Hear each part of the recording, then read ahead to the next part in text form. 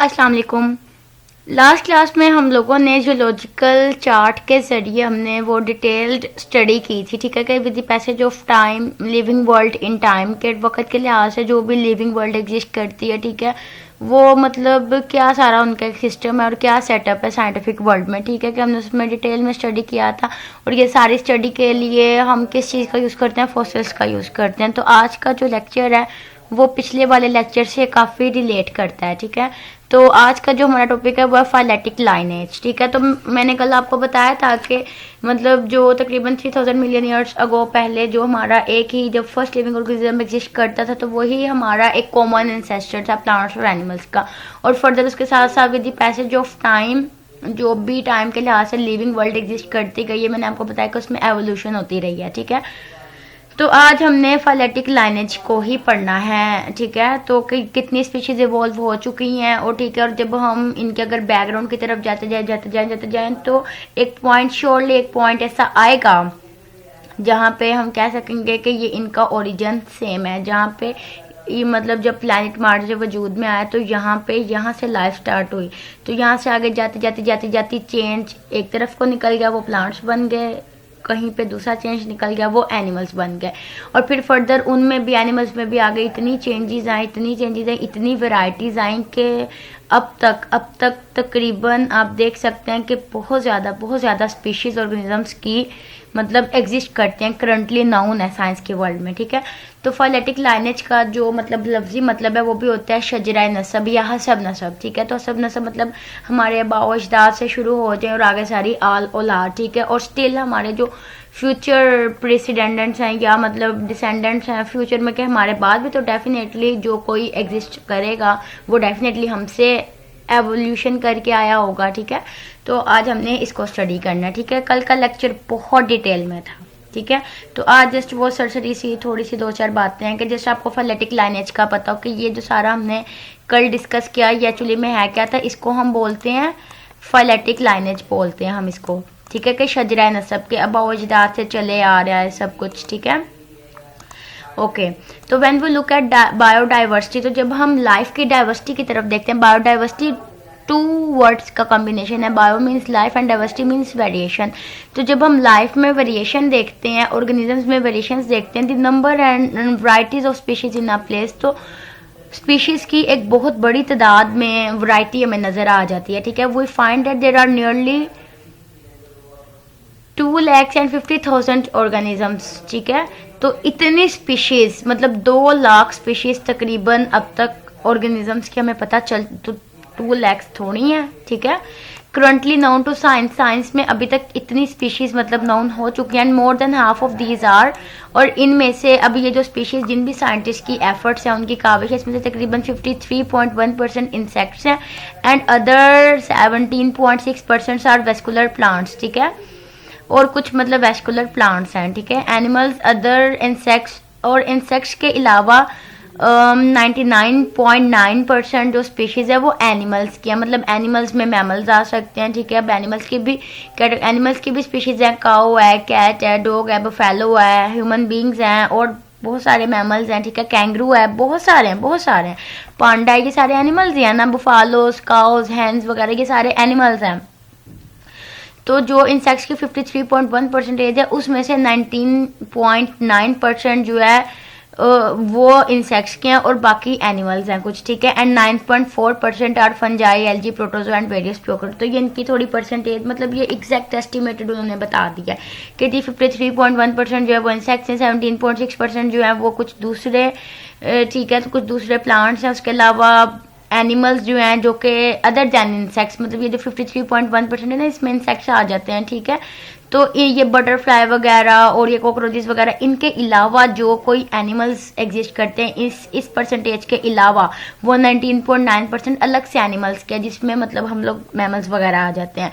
और इन 3% के अलावा 9.4% की रेशियो दूसरे प्लांट्स हैं। ये तो वेस्कुलर प्लांट्स हैं ना 17.6, लेकिन बहुत सारे प्लांट्स जैसे आपने पहले कल के लेक्चर में मैंने आपको बताया कि फ्लावरिंग प्लांट्स है, नॉन फ्लावरिंग प्लांट्स है, जिम्नोस्पर्म है, एंजियोस्पर्म है, फंजाई और एल्गी से एवोल्यूशन हुई थी ना, तो फंजाई और एल्गी से एवोल्यूशन हुई और स्टिल एंजियोस्पर्म अब एग्जिस्ट करते हैं। फंजाई और एल्गी भी अभी भी एग्जिस्ट करते हैं, ठीक है।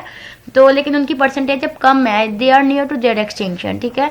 This list is far from being complete, लेकिन ये लिस्ट अभी कंप्लीट होने से बहुत दूर है। मतलब इस बात का मतलब ये कि अभी सिर्फ यही लिस्ट नहीं है, बहुत सारी मिलियंस ऑफ स्पीशीज ऐसी हैं जो अभी तक अननोन है, पता ही नहीं है कि वो भी कोई स्पीशी है, ठीक है।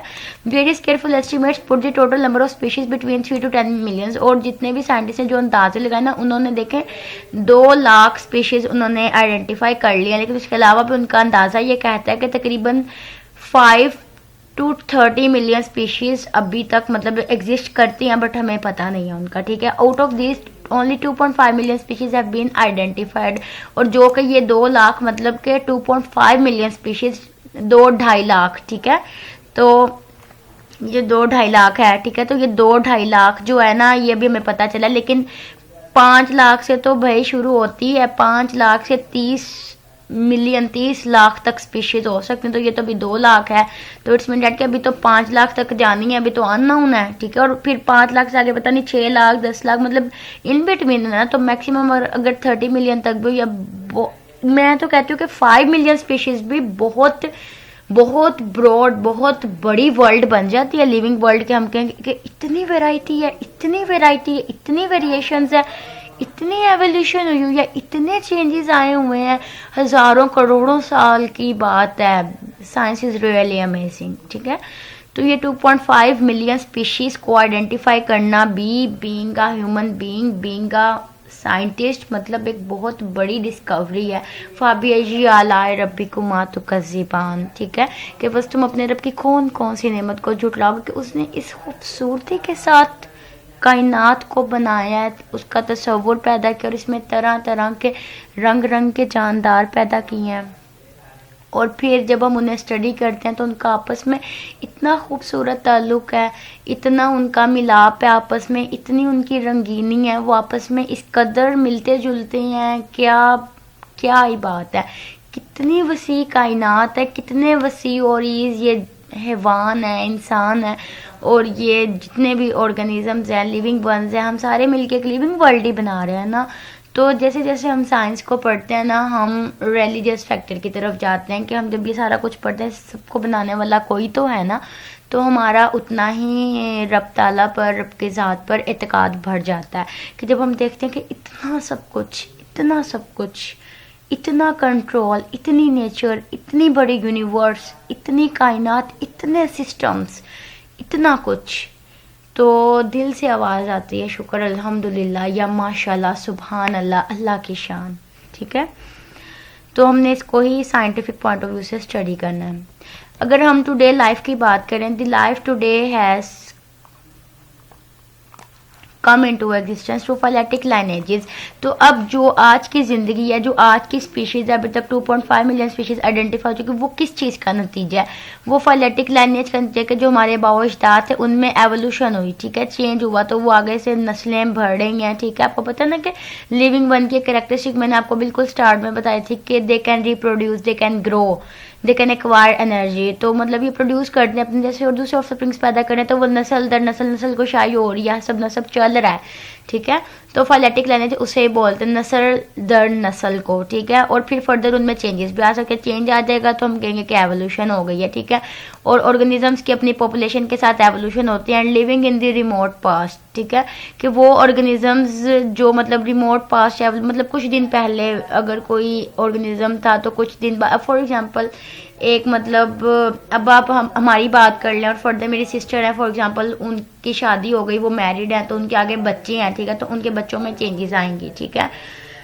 तो मतलब कुछ दिन पहले की ही मतलब यहाँ पर तो मतलब ये ना कि हमें तो लगता है 1-2 साल बड़ा टाइम होता है, 1-2 साल कोई टाइम नहीं होता, 1-2 साल बिल्कुल, क्योंकि हम यहाँ पर मिलियंस ऑफ ईयर्स की बात कर रहे हैं कि 3000 मिलियन ईयर्स अगो जब अर्थ एग्जिस्ट हुई, ठीक है। तो उसके आगे ये 1 साल 2 साल तो कोई भी मतलब मायने नहीं रखता। तो 1-2 साल अगर हम मिलियंस ऑफ ईयर्स की एस्टिमेटेड बात करें तो 1 साल 2 साल तकरीबन कह लें कि चंद दिन की हैसियत के बराबर आ जाते हैं, ठीक है। तो बिल्कुल इस तरह है कि वो ये कहना चाहते हैं कि चंद दिन में जो एवोल्यूशन हो गई, इट्स मीन डैट के 5 साल 10 साल में जो एवोल्यूशन हो गई, तो उससे मतलब बहुत फ़र्क पड़ जाता है। तो एवोल्यूशनरी चेंज से क्या होता है, ऑफन प्रोड्यूसेस न्यू स्पीशीज भी प्रोड्यूस हो सकती है एंड देन इंक्रीजेस बायोडाइवर्सिटी, तो इससे वेरिएशन में भी इंक्रीज आएगा। मेरा ख्याल है कि आपको बड़े क्लियर हो गया होगा, ठीक है। और फर्दर मैं आपको बताती चलूँ कि अब अगर हम फाइलेटिक लाइनेज की एक जनरल डेफिनेशन करें 2 लाइंस की, देखें ना, आपको जब भी कोई क्वेश्चन आएगा आपने उसमें उसको इस तरह से, अगर आपको 2 नंबर का शॉर्ट क्वेश्चन आता है तो आपने उसके लिए मतलब बहुत ज़्यादा उसको नहीं ना डिटेल में लिखना, ठीक है। आपने टू दी पॉइंट उसका आंसर करना होता है, ठीक है। तो अगर मैं अब फाइलेटिक लाइनेज के जनरल 2 लाइन डेफिनेशन की तरफ आऊँ तो हम कहेंगे A phyletic lineage is an unbroken series of species arranged in ancestor to descendant sequence, ठीक है। कि phyletic lineage हमारे पास स्पीशीज की वो सीरीज है, इसका वो सारा मतलब आप कह लें कि एक लड़ी है, ठीक है।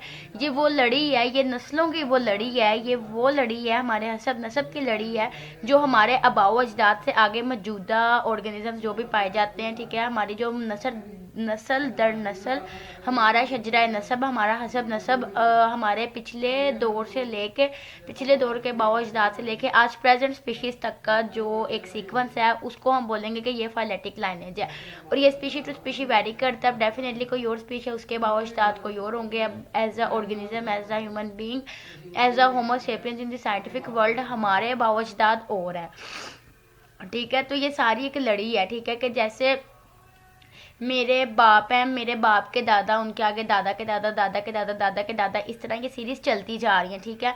अगर हम मतलब पीछे से अपने एंसेस्टर से इस सीरीज को देखना स्टार्ट करें तो हम कहेंगे कि मतलब अगर एक पर्सन है तो आगे उसकी आल औलाद, फिर आगे उसकी आल औलाद, और फिर आगे उसकी आल औलाद, एंड इसी तरह ये आल औलाद आल औलाद आल औलाद, ये नस्ल दर नस्ल, और ये सीरीज चलती रहती है एंड अप टू टिल मतलब कि अब हमारी जो फैमिली है, ठीक है।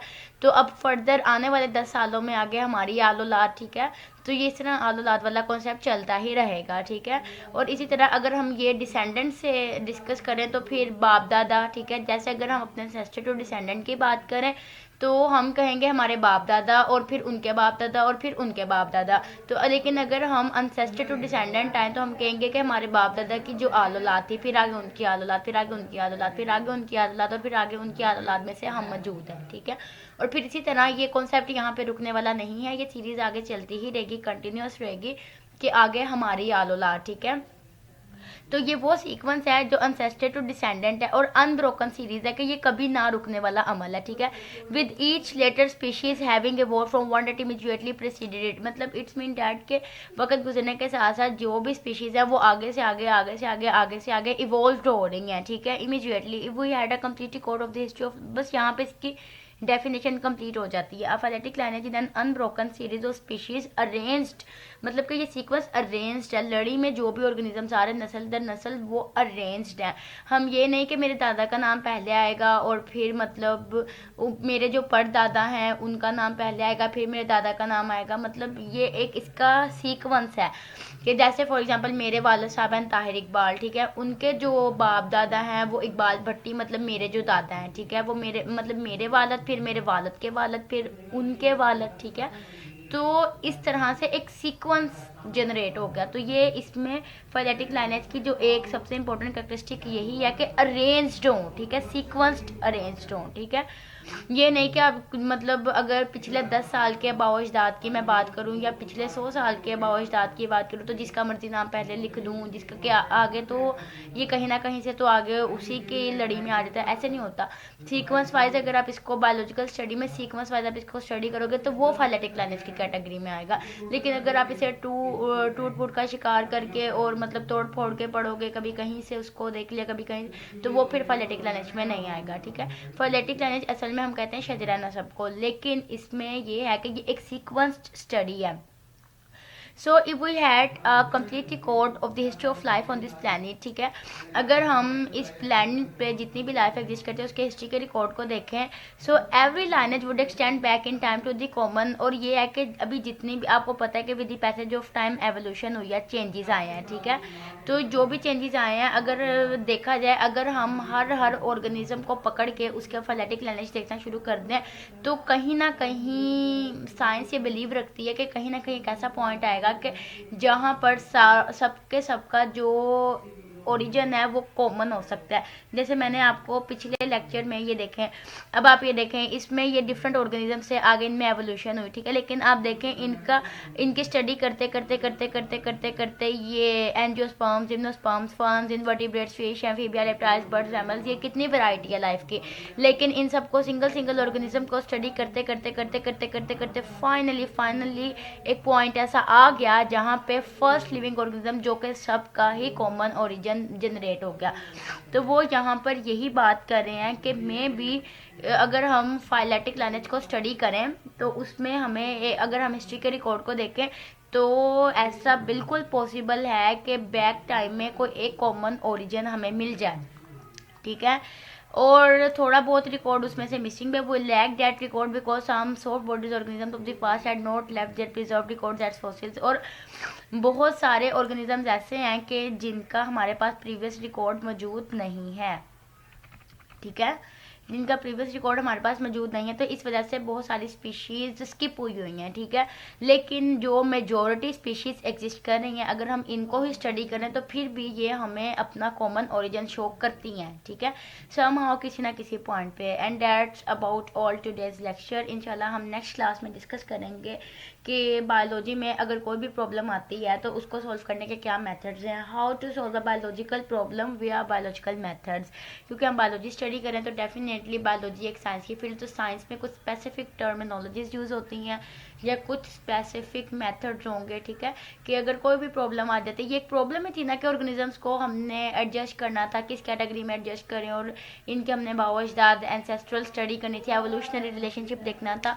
तो अब ये सारी से कोई भी प्रॉब्लम है ना बायो में, आइदर आप किसी डिजीज़ पे काम कर रहे हो, आइदर आप वैसे ही कोई रिसर्च कर रहे हो, या either anything, you have to solve that problem via biological method. So इंशाल्लाह हम नेक्स्ट क्लास में इसको डिटेल में स्टडी करेंगे कि उसके क्या स्टेप्स होते हैं, फिर किस स्टेप पे साइंटिस्ट की क्या वर्किंग होती है, ठीक है। तो मेरा ख्याल है फाइलेटिक लाइनेज का कॉन्सेप्ट बड़ा क्लियरली आपको अंडरस्टूड हो गया होगा।